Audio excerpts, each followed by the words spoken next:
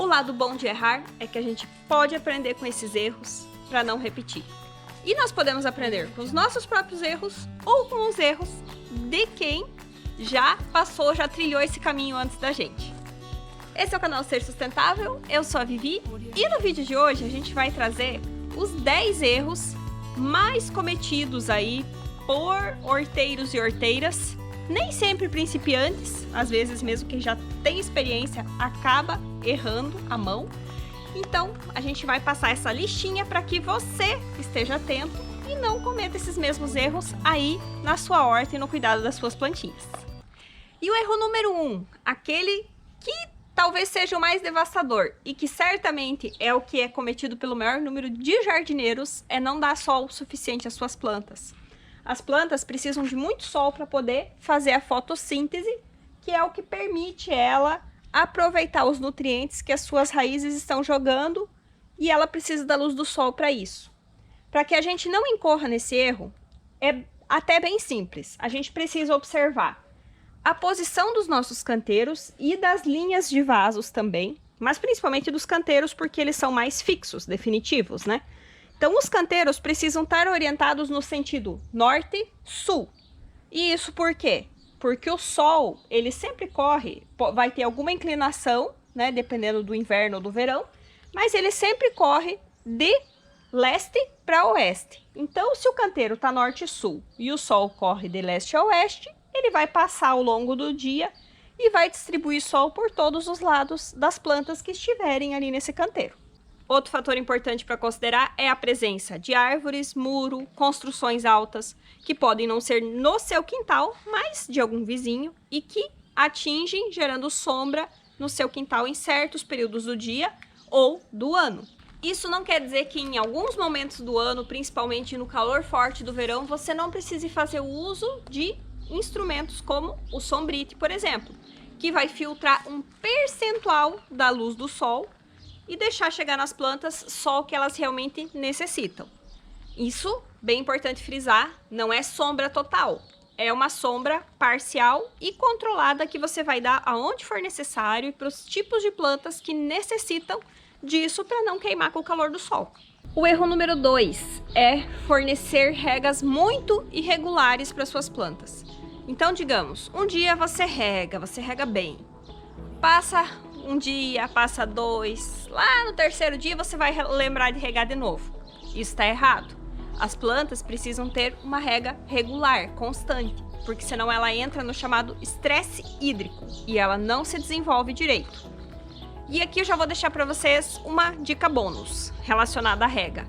Jamais, em hipótese nenhuma, regue suas plantas sob um sol forte. Naquele dia, meio-dia, 2 horas da tarde, não é o horário de você regar suas plantas, a não ser que essa rega seja por gotejamento, porque daí a água vai entrar em contato direto com o solo.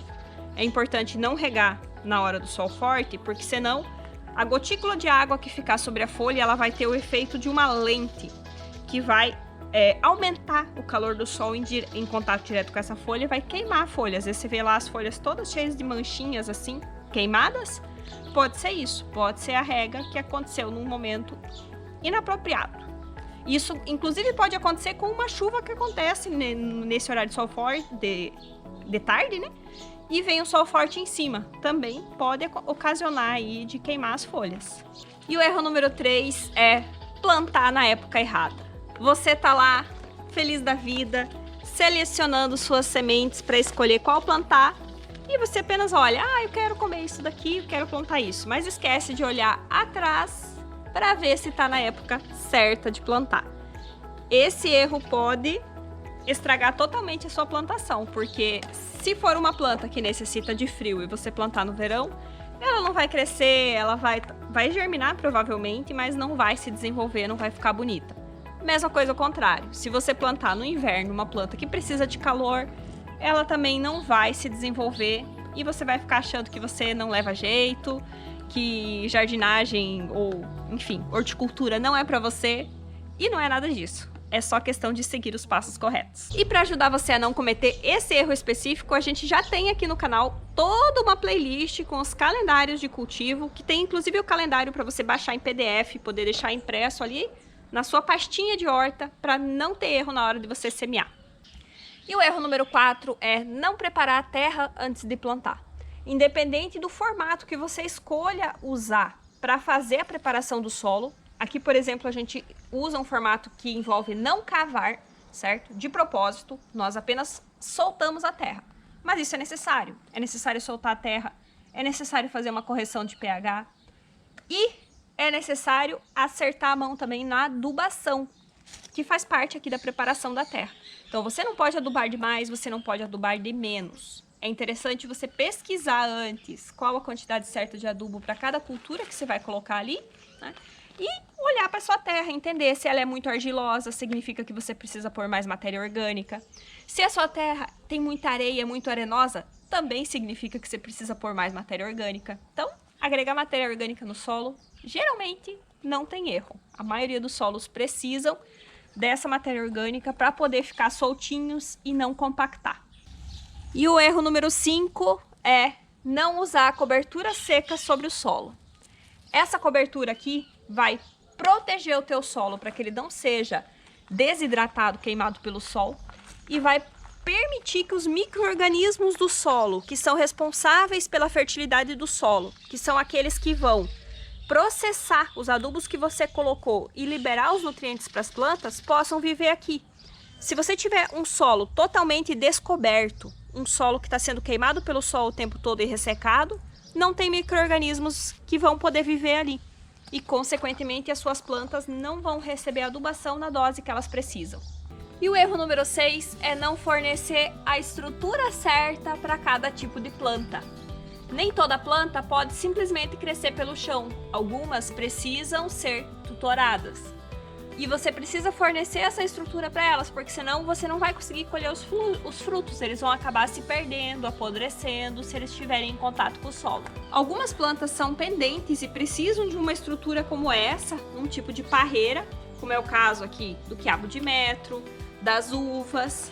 E outras plantas apenas precisam de um apoio para poder sustentar o peso dos seus próprios frutos, como é o caso dos tomates. E o 7º erro está em não fazer a poda necessária nas plantas. Quando você tem aí muitos brotos saindo que não deveriam e que só estão tirando força da planta, ou não fazer o raleio, que é necessário sempre que você semeia um número maior de sementes e que precisa ser feito para que você possa dar para cada uma das plantas a condição de crescer e ter bastante energia.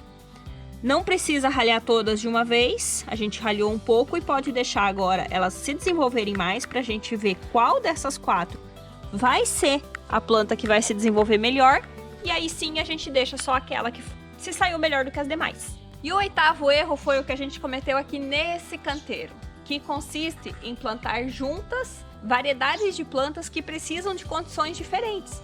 Essa condição diferente pode ser adubação, pode ser rega, pode ser exposição ao sol. No nosso caso aqui, a gente plantou juntos, lá no começo, morango e alho, né? Sendo que eles têm uma necessidade de rega bem diferente. Porque o morango, ele gosta de mais água, ele precisa aí ter o seu solo mais úmido. Enquanto que o alho, ao contrário, gosta de ter o seu solo mais seco, principalmente na sua fase final. Então essa é uma questão que a gente tem que estar bem atento e planejar o nosso plantio antes de efetivamente colocar aí nossas mudinhas, nossas sementes na terra. E o erro número 9 é plantar e esquecer de cuidar. Aí o que acontece? Por exemplo, chega aqui uma borboleta, coloca os seus ovinhos, que vão se transformar em rugas ou lagartas, como vocês podem conhecer, e começar a comer nossa planta inteira. E isso é bem fácil de resolver enquanto está nesse estágio. É só a gente vir aqui, ó, e fazer isso daqui. Mas, nesse erro, a gente não tá falando, esse foi só um exemplo, a gente não tá falando só dos ovinhos de borboleta. A gente precisa estar o tempo todo monitorando nossas plantas para ver se não tem aí um pulgão instalado, ácaros, fungos aparecendo. Que de início, sempre que você identifica de início, é igual uma doença nossa. Se você identificar de início, é fácil de tratar, é fácil de resolver. Enquanto se passou bastante tempo, se aquela doença já se alastrou, às vezes não tem o que fazer. E com as nossas plantas não é diferente. A gente tem que estar o tempo todo vigiando, ir lá, aplicar um defensivo, tudo natural, tudo orgânico, E justamente por ser natural, orgânico, a gente precisa aplicar com mais frequência também, para que a gente possa aí usufruir daquilo que a gente plantou, senão quem vai colher vão ser aí as pragas da horta e não a gente. E o 10º erro é diretamente para quem costuma plantar em vasos. E qual que é esse erro? Não ter nos vasos furos, sejam laterais, sejam embaixo, furos que possibilitem aí o escoamento da água que está em excesso, para que o vaso não fique ensopado. E falando de vasos, já vai aí um bônus semelhante à preparação do solo. Você precisa agregar bastante matéria orgânica no vaso, no preparo da terra do vaso, porque é essa matéria orgânica ali dentro que vai permitir que a terra do vaso não fique compactada com o passar do tempo e das regas.